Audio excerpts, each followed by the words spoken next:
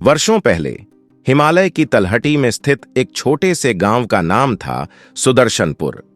यहाँ के लोग सीधे सादे और अपने काम में मस्त रहते थे। लेकिन इस गांव की एक खासियत थी। रात के समय गांव के दक्षिणी छोर पर स्थित बंजर भूमि पर कोई नहीं जाता था।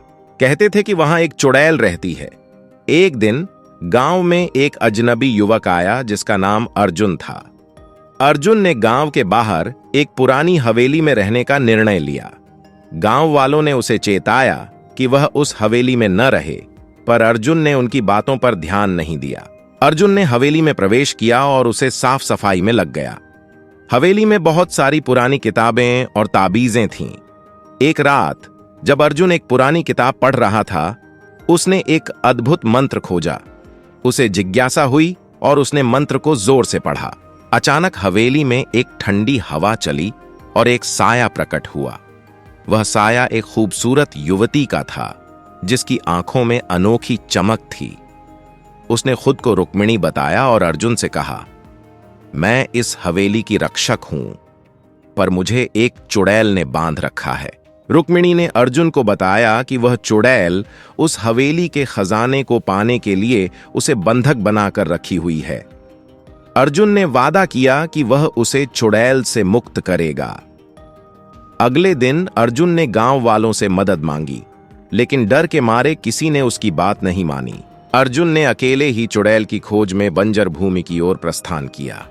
वहां उसने देखा कि चुड़ैल एक बड़े पत्थर के पास बैठी हुई थी। वह चुड़ैल दिखने में भयानक थी, लेकिन उसकी आंखों में एक गहरी उदासी थी।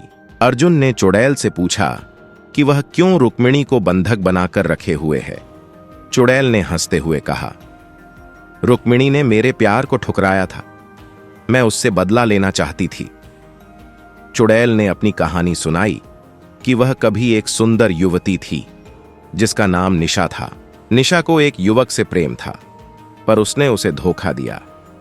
दुखी होकर उसने काला जादू सीख लिया और एक चुड़ैल बन गई। उसने रुक्मिणी को उसकी सुंदरता के कारण बांध रखा था, क्योंकि वह उसे अपने प्रेमी की याद दिलाती थी। अर्जुन ने चुड़ैल को समझाया कि बदला लेने से उसके घाव नहीं भरेंगे। उसने उसे अपने प्रेमी को माफ करने और आगे बढ़ने का सुझाव दिया। निशा की आंखों में आंसू आ गए और उसने अर्जुन की बात मान ली। अर्जुन ने हवेली लौटकर वह मंत्र पढ़ा जो रुक्मिणी को मुक्त कर सकता था।